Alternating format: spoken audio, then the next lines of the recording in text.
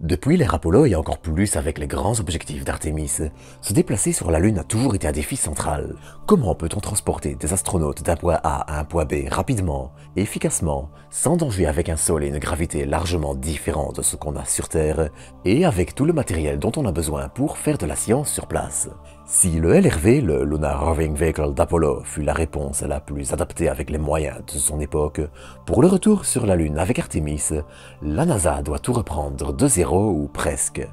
Et pour ça, 3 entreprises ont été présélectionnées pour développer ce qui sera la voiture lunaire de demain, avec tous les défis techniques que ça implique. Ainsi, si jusqu'à présent cet avenir semblait encore flou, partagé entre des véhicules presque copiés du LRV et des rovers géants pressurisés sortis tout droit de la science-fiction, cette présélection permet enfin de voir à quoi ressemblera la voiture lunaire de demain. Et ça tombe bien car je vous propose de voir ça ensemble dans cette nouvelle dose d'espace.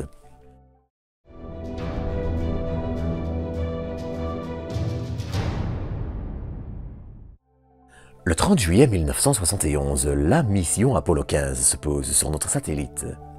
Si elle est la 4e mission du programme à réussir cet exploit désormais banal à l'époque, Apollo 15 sera surtout l'occasion d'utiliser pour la première fois le fameux buggy lunaire en conditions réelles. Et après près de 6 années de développement et en se basant sur de premières études réalisées au début des années 60, le petit véhicule de 210 kg pour 3 mètres de long s'avère un atout précieux pour les aventures lunaires. Il permet tant de transporter les astronautes que leur matériel ou des échantillons rapportés, le tout sur des distances bien plus importantes qu'à pied, permettant aux astronautes de visiter plus de sites d'intérêt et d'approfondir nos connaissances de la Lune en minimisant les efforts. Mais bien sûr, à côté de ça, nous sommes encore dans les années 70 et au premier retour d'expérience sur ce type de véhicule en conditions réelles. Malgré tout, le LRV, qui servira jusqu'à Apollo 17, dernier alunissage du programme qui eut lieu en 1972, rendra les épopées des astronautes bien plus efficaces et sera un élément essentiel, mais un élément qui est aussi loin d'être optimal. Entre des soucis d'abrasion menant à des dommages sur les ailes des roues du rover et des capacités malgré tout limitées, les futures générations de véhicules lunaires auront beaucoup à apprendre du retour d'expérience sur le LRV. D'autre part, il ne faut pas l'oublier non plus, mais les capacités du LEM, l'atterrisseur d'Apollo, étaient assez modestes. Entre ça et un rover qui doit être littéralement déplié, les batteries qui sont encore extrêmement encombrantes à l'époque, et j'en passe, il était déjà assez bien pensé pour son époque. Mais avec Artemis, la NASA a l'occasion et doit faire mieux. Non seulement le programme est pensé sur le long terme et le véhicule doit l'être aussi, mais les astronautes devront aussi parcourir de bien plus longues distances, ce qui implique bien sûr plus de confort, une meilleure autonomie, de meilleures capacités d'emport de charge utile, et j'en passe. Ainsi, le véhicule devra remplir plusieurs conditions clés. Être utilisable sur plusieurs missions Artemis, et donc être capable de survivre au froid glacial des nuits lunaires, servir de relais de communication, être capable de conduite autonome pour se déplacer sans astronaute à bord, et être dans l'ensemble un véhicule moderne, adapté aux nouvelles exigences du programme lunaire. Dans ce contexte, on apprenait ce 3 avril la présélection de 3 candidats qui seront maintenant financés pendant 1 an, le temps que chacun peaufine son véhicule et qu'un dernier soit sélectionné. En bref, les choses se passeront un peu comme pour le contrat HLS, pour l'atterrisseur lunaire qui fut remporté par le Starship, malgré l'ajout de Blue Origin comme seconde option avec un autre contrat après, mais bref. La prochaine année va donc maintenant voir les 3 projets principaux continuer d'évoluer, propulsés par 3 entreprises. Et ces 3 propositions ont de quoi faire envie. Dans un premier temps, il y a déjà la proposition du Moon Racer d'Intuitive Machines. Et pour développer ce rover, Intuitive Machines s'est entouré des meilleurs. Un peu à la façon de la National Team, coalition que Blue Origin avait initiée pour son atterrisseur et dont le chemin a été assez chaotique, Intuitive Machines s'est allié avec Northrop Grumman, AVL et Michelin pour développer son buggy lunaire. Et mine de rien, ce mélange d'acteurs importants et qualifiés en fait un candidat particulièrement intéressant. Déjà, pour envoyer son véhicule sur notre satellite, Intuitive Machines compte sur son futur atterrisseur Nova D, qui apprendra énormément de Nova C, tout en étant dans son design moins susceptible de se retourner à l'atterrissage et plus adaptés à l'envoi de rovers. Même si, petite parenthèse, il faut le noter, l'incident survenu il y a quelques semaines lors de la première mission lunaire d'Intuitive Machines était un coup de malchance en se heurtant à un rocher, probablement évitable si le système de navigation n'avait pas malheureusement été mal activé sur Terre avant le lancement, et si l'entreprise ne s'était pas rabattue sur une charge utile envoyée par la NASA, atterrisseur qui réussit d'ailleurs la prouesse de fonctionner couché. Mais bref, je digresse. Pour le Moon Racer, le travail devrait ainsi être divisé entre les différentes entreprises. AVL, spécialisé en développement de mobilité, apportera son expertise sur la conduite, les suspensions et les aspects similaires.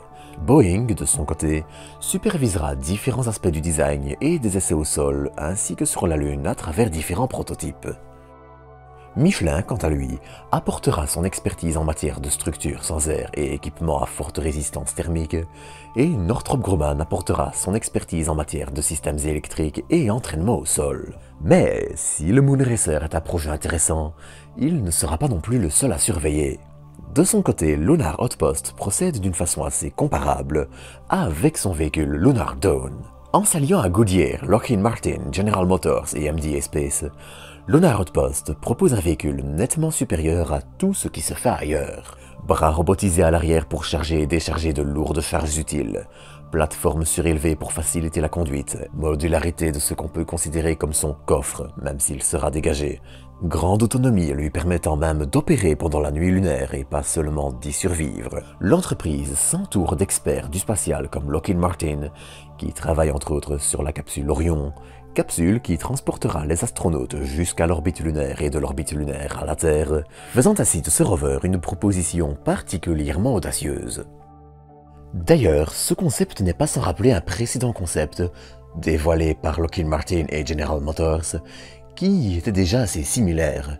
Cela pourrait notamment vouloir dire que le rover évoqué ici est un peu plus ancien que prévu dans ses origines, 2 ans seulement puisque c'était en 2021, et qu'il est donc peut-être un peu plus mature qu'on pourrait le penser, ce qui est toujours un bon point pour l'entreprise, mais je reviendrai là-dessus dans un instant. Et puis, en dernier, on retrouve la proposition d'Astrolabe, qui, avec son rover Flex, propose une offre totalement différente. Compact, profondément modulable, capable tant de transporter du cargo que des astronautes et multitâches, son petit rover fait un peu figure d'ovni par rapport à ses concurrents. Mais avec un premier vol déjà prévu lors du test à vide du Starship lunaire en 2026, qui sera l'occasion pour Flex de rejoindre la Lune, Astrolabe est aussi déjà bien avancé et ne compte pas décrocher la Lune qu'avec l'aide de la NASA. Et ça risque bien de peser en sa faveur. Si on regarde en effet l'attribution des contrats pour les atterrisseurs lunaires de Blue Origin et de SpaceX, c'est un facteur qui semble avoir son importance. Si la NASA doit bel et bien prendre en compte la fiabilité du véhicule, à quel point le projet est mature et réalisable et encore d'autres aspects, comme le coût notamment, le fait que l'entreprise ne centre pas son projet sur un contrat avec la NASA, mais développe déjà le véhicule de son côté et pour son propre compte, a un énorme intérêt. Les projets n'ont en effet pas toujours attendu l'appel d'offres pour commencer à exister, et sont donc plus avancés et en théorie plus fiables. Et de ce côté, Astrolabe et Intuitive Machines semblent plus susceptibles de remporter le contrat, même si d'ici 1 an, un seul sera sélectionné. Ensuite, une fois le rover sélectionné, il devra réaliser une première mission de test, sans accueillir d'astronautes, avant qu'un second exemplaire du véhicule ne soit déployé pour Artemis 5 en 2029. Mais bien évidemment, tout comme pour l'atterrisseur lunaire du contrat HLS, rien n'empêchera les entreprises de continuer de développer leur véhicule de leur côté et de le proposer à la NASA par la suite. Cette dernière ne participera simplement pas au financement et se contentera entre guillemets plus simplement d'en payer les missions.